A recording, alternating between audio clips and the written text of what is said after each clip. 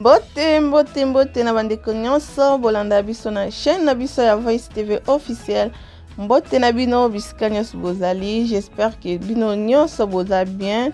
Biso toza bien ngoli na nzambe azobatela.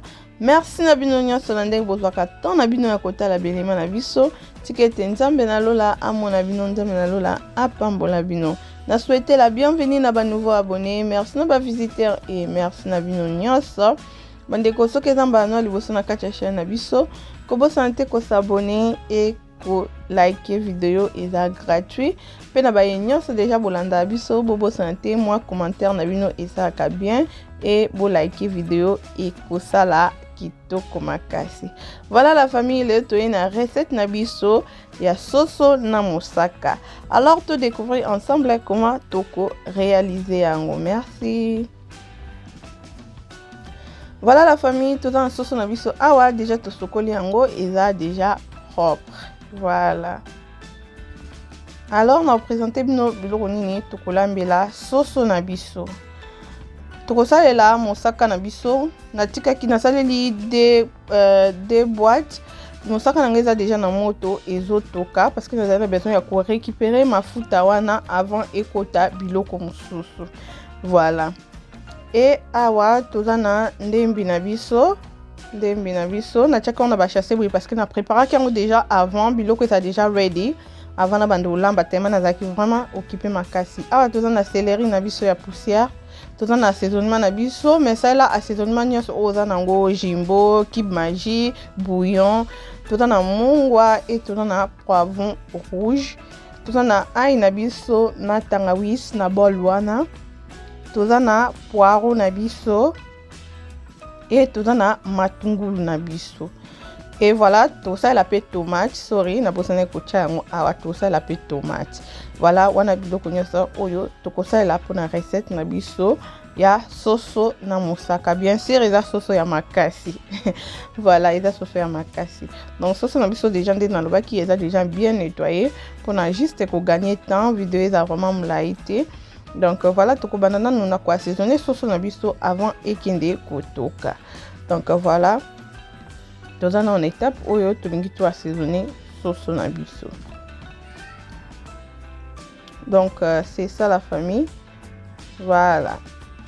Tozui assaisonnement na biso toutier comme dans lobby, c'est l'assaisonnement nyoso za nango za na problème te jimbo ki bouillon oyo kaka eko sepelisa yo eza problème te. Toche assaisonnement na biso o eza céleri na biso ya poussière toche ndambo pour todo ki kotokisa sauce na biso. Voilà, toujours continuer na ko assaisonner sauce na biso kocha biloko oyo to kokende kotokisela nango sauce. Et awa toza na tangawisi na biso na ail eza ya ko râper mais so lingo tuta ou bien lingo nika ezo dépendre kaka na yo. Donc nde tolobaka la famille tant oza na cuisine oza libre ya kocha eloko oyo okosepela kocha. Donc voilà, toujours balolango pour na assaisonnement na biso ekota bien et ekota bien na kata sauce. Bien sûr ekotoka mais nga préfère toujours ko sala bouiller, na préfère te ke na tiki on ka likolo bon après na ketcha na moto, non na préfère ka na sangisa yango esangani bien après na ketcha na moto. To baksa mungu na biso mukie na assaisonnement na biso mungu ezali mais eza vraiment mungu moko te ke ya ebele et ke ochepe na biloko e kangi na biloko. C'est pour cela nazo bakisa mungwa ndambo. Donc na bakisi mungwa na ndambo et na baloli yango. Après tokangi mufinuku na biso na nzungu, tokecha nzungu na biso na moto na bakisi mai te zaka na mai wana obomona ki ekitaki wana tant to sokola ki soso na biso tokozela ekauka. Après tokoya kubakisa mai sima. Voilà. Awa sikoyo la famille mosaka na biso etoki vraiment comme nous avons besoin de récupérer mafuta wana avant na chaba biloko mususu ba munga. Donc moni mosaka na ngebimisi pe etoki bien mais mosaka mafuta ezate parce que na récupérer déjà mafuta wana mais vous obligé ya osala boete on a besoin ya mafuta wana yango na sala ki bongo mais okoki no ko sala toujours des alaka otoki sango mwa muke 10 à 15 minutes après ko bakisa na o biloko na yo. Voilà, nazo lakisa bino mafuta. Donc mafuta oyo nga na récupérer na mosaka na nga yango yo. Donc c'est ça. Et voilà, na lakisi bino juste mafuta oyo ebimi na mosaka wana oyo na récupérer. Voilà, awa sikoyo tolingi toleka na étape na biso ya kobongisa biloko na biso en attendant soso ezotoka. Oyo ezali ndembi sorry. Oyo ezali matungulu na biso tokataki. Donc nde naloba toujours la famille soko lingi onika na yo zala libre ya konika eza choix ya mutu na mutu ndenge alingelaka. Wana tochaki matungulu toyo kozwa ndembi na biso toche. Donc toyo ndembi na biso toche. Tozwi tomate na biso oyo toniki nde na esabi to sala tomate mais ezalaki place na te toniki tomate na biso toyo kocha. Voilà. Che tomate na biso tozo continuer toujours toza wana tozo tia biloko ndam et toyo kozwa poivron rouge na biso toche. Mais au c'est la couleur nyonso olingi vert, rouge, vert, orange, jaune. Toyo kozwa poireau na biso toche poireau na biso. Voilà, tout ça toujours wana la famille. Donc c'est ça, toujours continuer awa na kati ya recette na biso nde na lobaki soki yo sepeli te bouye ozwi na yo niki na yo biloko na yo otie na yo eza problème te soko tobakisi mai et tobakisi mai toningisi yango bien tokoketia yango sikoyo na moto comme ça et toka ba légumes na biso pe elemba. Voilà, awa tozongi totikaki soso na biso na moto nanu tobakisi yango mai te toye koningisa yango tokozela mai wana ekauka afin tobakisa mai mosusu. Voilà, donc awa nasali nanga méthode normale ya kobakisa mai et ba problème te pour wana mosusu ewumelaka même lokola eza nango ya supu tokolamba yango na supu eza problème te. Donc awa mai na biso ekauki, mai na biso oyo ebimaki na soso ya moko ekauki ngalinga mai ekauka. Donc ekauki toyo kozwa sikoyo mai tobakisi tokangi totika yango etoka mpona elemba. Voilà, awa toye juste kolakisa bino mosaka na biso ndenge ezotoka. Donc ezotoka boye eza nango wana ezotoka malembe ba légumes elemba.